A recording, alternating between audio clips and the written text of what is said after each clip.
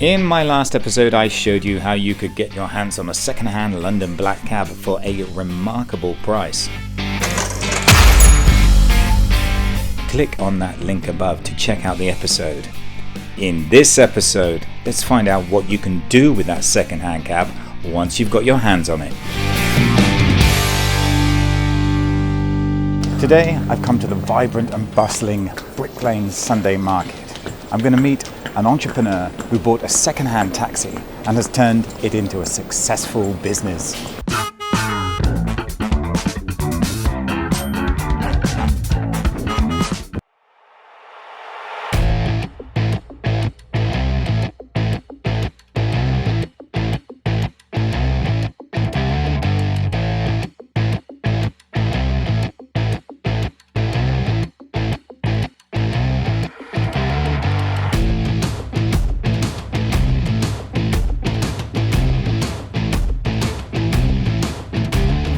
Hi, I'm Gray. I'm the founder of Black Cab Coffee and we're here on Brick Lane on a Sunday. I started Black Cab Coffee on the back of my business partner and then fiance. She had a black cab back in 2012 this would have been, and street food was just coming about, and we thought, well, what could we do? We've got an old black cab. I used to make coffee. So we sort of merged those two things together and came up with the first conversion and made that cab into something, well, apparently quite beautiful. And since then we've been growing into a proper coffee business, and we've taken the cabs and we've done the branding of that and made the cab, like iconic cab, into something that people can associate with cool things in London and around the country, and growing it into now a coffee roastery and all sorts of things. So yeah, London has become, you know, the iconic cab has become a bit of a coffee brand as well at the same time, so it's quite a nice thing to have. Marrying the iconic London taxi together with one of Londoners' favourite pastimes, it's a recipe for a pretty good, successful business, I can imagine. We're popular, you know, we've established ourselves. It's taken a long time to sort of, you know, break into that market. Coffee's a pretty tricky market to crack, but once you get into it, you know, the USP, the cab was always going to be the USP. Yeah. And the thing that made it like a bit more special, but my thing is to like do really good coffee too. So when they get the coffee, they go, "Oh, that's actually really good." And where do you source your coffee from? I get coffee from mainly South America, and I've got a very nice Kenyan coffee, which I'm about to start roasting this week. To get all those profiles right and do all the tastings and things like that, all the cupping they call it. This is a Fairway taxi and it's a 1994 this one. 1994. So what's that make it? About 20 years old? Maybe more? 26, 28 years 28 old. years old, my goodness, it's been a long time. And it functions as a viable vehicle to drive around as well. Drivable vehicle, yeah. We all the installations all bolted down, so it's all like you can move it around, don't have to pack too much away. I learned a lot from doing the first one into the second one, so that I didn't have as much work to do. But you know, with anything like kitchens, you always have got to do a lot of packing and cleaning and all of that kind of stuff. But yeah, we just drive it around. It's hugely rattly. It makes loads of bangs and crashes in the back. It's a bit disarming at first, but you get used to it. Once, yeah. They're a little bit of a bone shaker. Yeah. What's part of the conversion in order to make a viable coffee business? Basically, I've got a microscopic coffee shop. So I've got obviously it starts with the coffee machine and a grinder. That sits on a bench, nice oak bench that I've put in that's supported either side. So it's got welded, like a welded frame that holds everything together. Gives it a bit more structure as well, so it's nice and strong.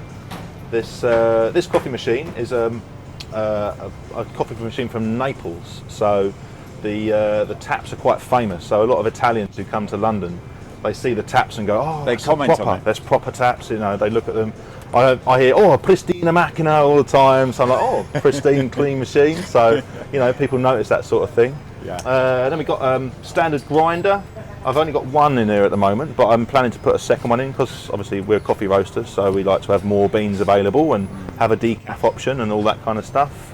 And then simply from there, I've got a fridge in the front, which I put into the old luggage area. So I've put a frame around that, welded a frame together, My electrical hookup is there, so I've got a pretty standard like domestic consumer unit with about 3 ways, something like that. So that's all wired in. I can plug it to power and I'm powered up.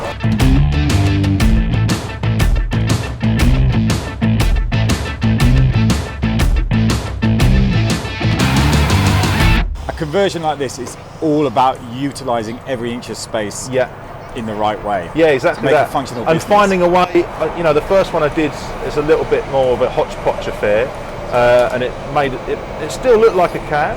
It was quite exciting to look at, but the stuff that you put inside it was, it made it a little bit less like viable. So this was like, I want to put, the boot's going to be a good space to put all of the water and all of that kind of storage and juices and things like that. So I put the water tank in the back and fed it through, fed all the cables through the seat wells and stuff like that. So all the cables run up through all the channels, and all the electrical cables run front to back. And how long would you say the conversion took from start to finish? So the cab, often when you find an old fairway, they're pretty extensively rusty. They're more rust than they are metal. So there's quite a lot of work to do to get them back up to scratch. And then a nice spray job and all of that kind of stuff. And the roof, was a second roof from another cab that gets cut out. I guess probably about 6 months I think it took altogether. Once the cab was finished, then I could put all the stuff on the inside, plumb in the coffee machine and all those things. So I think I'll probably take a little bit less time now. I can bash them out a little bit quicker now than I used to be able to.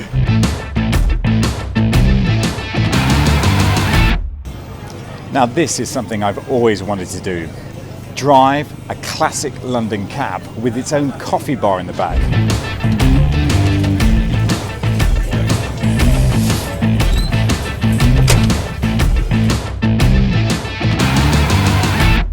What came first, Gray? Coffee or the cab? For me, it was coffee. Only because when I first was going through university, I sort of paid my way to get through uni by being a barista. But this is back in the day before, third wave coffee and Aussie coffee. So I was a barista at Cafe Nero. So don't tell too many people. But that's what cut my teeth on coffee. Gave me the first skills, and then the cab came a little bit after that when my then business partner and fiance had the taxi, and it was sort of sat forlornly outside of our flat.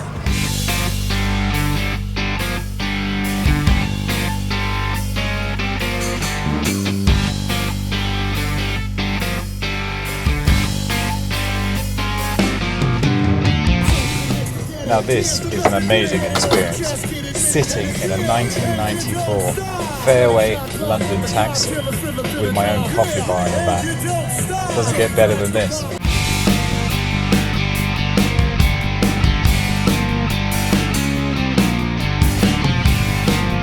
Gray, what are the advantages of having a mobile coffee bar like this?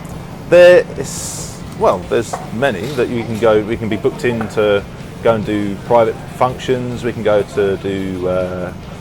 We managed to get all around London. So because it's such a drivable vehicle, we can go pretty much anywhere. Like rock up in a field, put the Jenny on, start making coffee for randoms, and if we get sort of caught, then we can move on pretty swiftly. And I'm guessing you don't incur things like, if you are in a premises, rates, rent, high energy bills. Yeah, we've circumvented most of that sort of stuff. So an option like this, a conversion like this, just saves huge amounts of money. There are some with maintaining and running a vehicle, that's inevitable. But I've opened shops and closed shops on the basis of the rates being too high and the staff costs being very high and the food costs being very high. So if you can keep those to a minimum but still do a good variety of stuff, we can bake croissants and have them on display, and bake cakes and brownies and have them on display, and take them around, and they keep in the fridge, which we've got in the cab, and all sorts of things. So, and where's the furthest you've ever taken the Fairway taxi for a gig? I drove up to Edinburgh and did a day's work in Edinburgh in Princes Street. So it was great. But Honest it took question, a long Gray. old time. Honest question, did you break down? No, not at all. It's as good as gold.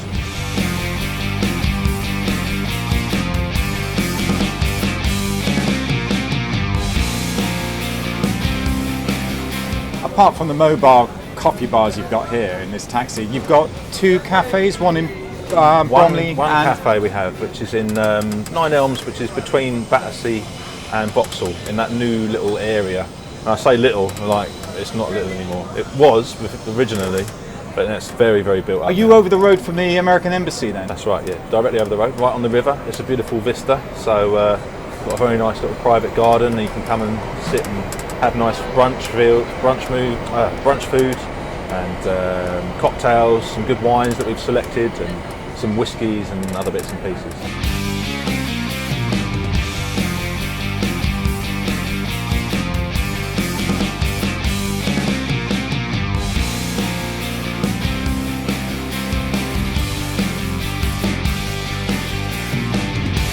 Thanks for watching Secrets of London with me, Mark Munro. A huge thank you to Gray for inviting me along today and letting me see how Black Cab Coffee runs. So Gray, where can we find you in the future? Well, I'll be on Brick Lane every Sunday. You can find me in my shop in Nine Elms.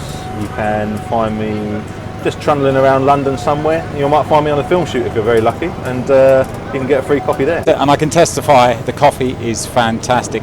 Leave any comments down below. If you really enjoyed the episode, why not subscribe? Until next time, stay tuned.